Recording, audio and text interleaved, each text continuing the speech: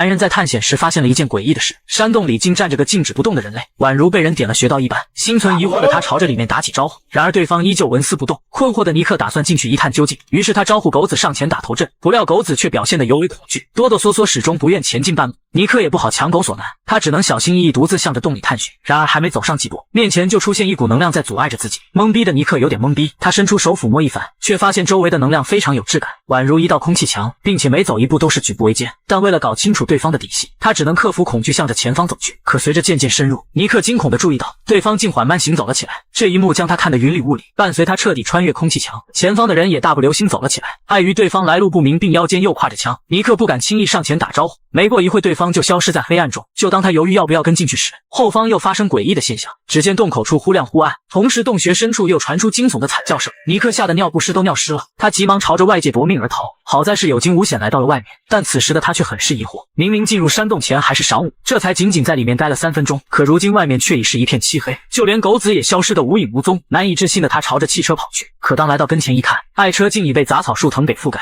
尼克打算启动汽车离开，不料电瓶也已经报废。这时他才注意到自己的工作照也已经因为氧化开始泛黄，种种迹象都表现得仿佛过去了好几个世纪一样。懵逼的尼克只能在周围寻找线索。这时他看到附近停放着一辆越野车，眼看四下无人，尼克决定卸下对方电瓶为自己所用。可不料一番打量过后，他发现这车同样也被杂草覆盖。尼克清晰记得自己来这里时，这辆车还没有停在这里。这时里面的一个包引起了他的注意，抖掉上面的泥土，他发现这竟是自己学生大山的书包。尼克这才意识到事态的严重性，他猜测是自己进入山洞后，自己的学生们也找了过来，看样子对方也进到了山洞里。想到这的他又再次折返回来，并且携带了大量荧光棒，边走边将荧光棒撒在地上，避免回来时找不到出口。然而当他靠近空气墙的这一刻，荧光棒竟诡异般的漂浮在空中，他伸出手去拿，谁知荧光棒又行走了起来，直到穿过空气墙才掉落下来。这时外面又再次闪烁，不过这次尼克不再退缩，而是径直朝着深处走去，因为他的学生极有可能在里面。原来尼克是一名大学的考古系教授，多年来他经常游荡在野外探险，目的就是为了寻找失踪的父母以及妹妹。因为这处大山里流传着一个古老的秘密，相传在某处地方蕴含着神圣的不老泉，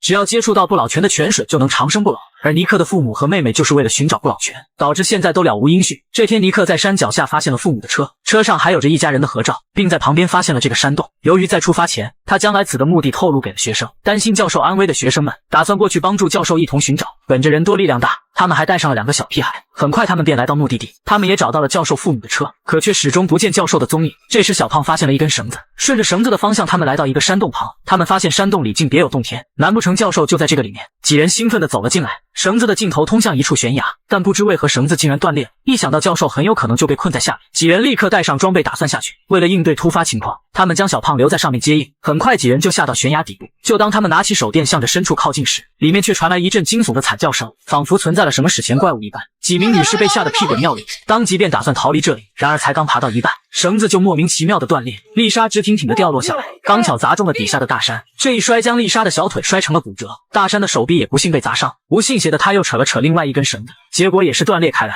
大山猜测是上面的小胖在搞恶作剧，故意割断了绳子，因为附近人烟罕至，除了小胖也别无他人。大山用无线电呼叫，然而小胖那边却传来断断续续的求救声，还不等询问原因，那头便彻底没了动静，唯一的救命稻草也失去了联系。为了不坐以待毙，众人只能朝着深处探寻。走着走着，他们发现了一个出口，不过出口的高度有点深，奇怪的是洞口上面一直忽亮忽暗，他们误以为是小胖在洞口玩手电筒。小美爬上岩石探查情况，此时她发现了一根断掉的绳子，看来之前有人从这爬了下来。然而当她低头一看，眼前的一幕令她难过不已。见此情形的大山立即过去查看，地上竟是小胖的尸体，众人顿时陷入悲伤之中。大山看着断裂的绳子，猜测是小胖爬下来时被人割断了绳子，但几人对此很是费解，小胖怎会莫名其妙爬下来？好在小胖的运动摄影机一直开着，为了找出答案，众人开始查看摄影机，他们将录像头平到墙壁上，不料越看越是蒙圈。录像中的小胖表示好几天都联系不到他们，众人见状有些摸不着头脑，他们才下来洞穴短短一会，外面的时间就已经过去了7天，洞穴的时间和外面根本对不上。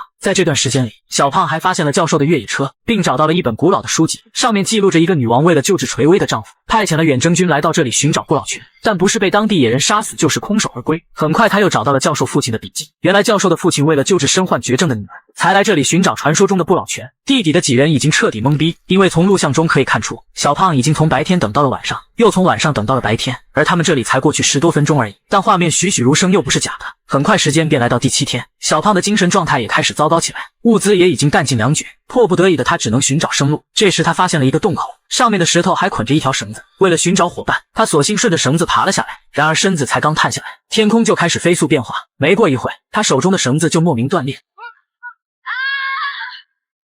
见此情形的众人悲痛不已，他们不清楚外面发生了什么，要想搞清楚这一切，就必须先逃出这里。现如今丽莎和大山都受了不同程度的伤，逃离出去的众人就落在了没有攀爬经验的小美身上，迫不得已，小美只能沿着岩壁攀爬。随着越爬越高，上面的气流也随着发生变化。当小美好不容易爬上来后，面前的一幕令她震惊不已，只见周围已经发生了翻天覆地的变化，山和水流全都发生了改变，就连空气中也弥漫着一股怪味，上面的绳子也不见踪影，就仿佛过去了几千年一样。别无他法的小美尝试呼叫救援，然而却始终接收不到信号，她还以为是太矮信号不好，于是努力向着高处走去。可这时铺天盖地的沙尘暴席卷而来，就当小美寻找信号之时，天空上竟赫然出现个巨大的三角飞船。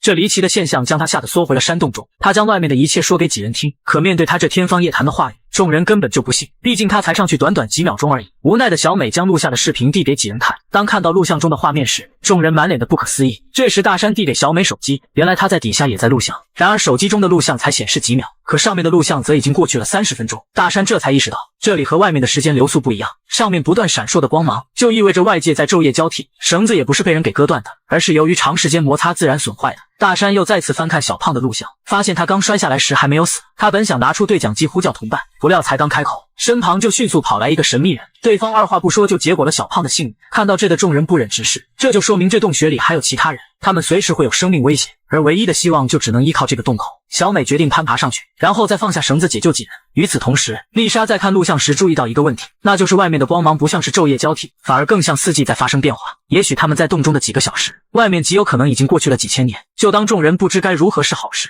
一根大铁棍就从天而降，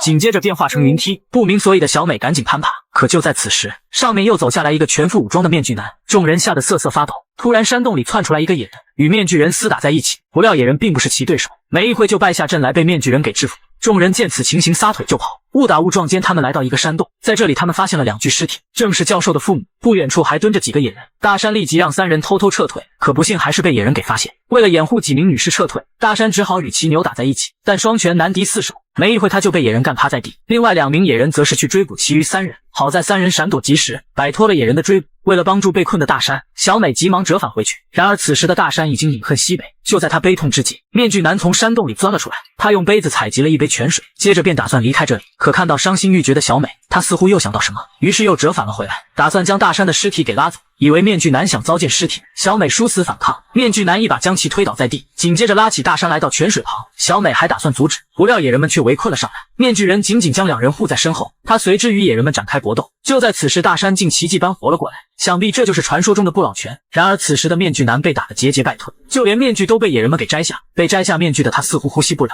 表情异常的难受，但还是强忍着痛苦将野人们禁锢在地上。可他也彻底累瘫在地，大山急忙为他捡来面罩戴上，然而却以为时已晚。面具男放出手臂上的血条，他的生命已经开始倒计时。这时丽莎2人也走了过来，小美询问面具男的来历，可他完全听不懂，于是他按了按手上的仪器，通过扫描4人的脸部后，空中弹出一则新闻，上面正是寻找他们的寻人启事。紧接着面具男又按出一道投影，看到上面的内容，众人这才意识到，原来在他们失踪的1000年后，地球环境变得十分恶劣，已经不适于生物存活，动植物都开始相续绝种。人类为了延续种族的繁衍，于是制造了一艘三脚架飞船，打算移居到火星上生存，直到地球生态自行恢复后，再乘坐飞船重返地球。看到这的众人深感绝望，原来外面已经改天换地，就算他们现在逃出去，也已经跟时代无法接轨。如今他们已经是个彻头彻尾的古代人。大山认为不应该自暴自弃，首先要去找到教授，教授一定会有应对之策。随后2队分头行动，大山独自去寻找教授，剩下3人负责将小胖放进泉水里复活。大山注意到地上有教授丢下的荧光棒，顺着荧光棒的方向，他发现地上还躺着好几个野人，还有个小野人正用泉水救治同伴，而教授正奄奄一息躺在地上。看情况是尼克教授与野人发生了搏斗，教授的前方是一堵空气墙，里面的流速非常慢，其中还有着许多陌生面孔。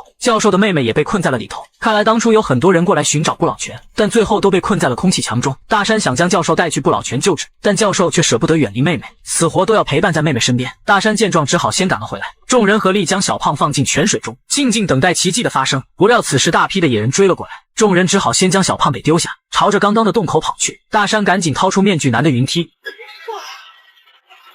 并招呼几位女士先往上爬，后面的野人步步紧逼。就在他们追上来的一刻，大山也成功爬上了云梯。可最上方的小美注意到，洞口不知何时变成了一池河水。就当她犹豫该怎么办时，上方突然冒出一只诡异大手，紧紧抓着她往上面拉。大山见状，迅速抓住她的手。可此时下面的一个野人似乎发现了云梯的开关，于是手贱关掉了按键，云梯顿时就消失得无影无踪。最终小美被巨手拉到上面，就当三人即将掉落之时，水中莫名冒出几根机械触手，将三人紧紧缠绕了起来。就当他们懵逼之时，小美全副武装从水里钻了出来，并示意三人牢牢抓好，紧接着一股脑就将三人拉了上去。下面的野人们看得一头雾水，这时又出现几根触手，向着洞里教授小胖等人缠绕过去。没过多久，小胖率先从水里醒来，下一个便是教授。两人大眼瞪小眼，全然不知发生了何事。这时其他人身穿全新制服走了过来，就连教授的父母和妹妹也通过不老泉复活了过来。小胖看着离自己越来越远的地球，于是询问众人要去哪里。这时丽莎开始解惑，表示地球现在已经不适宜生存，如今只能乘坐这个三角飞船去往火星，而他们也将面对全新的生活。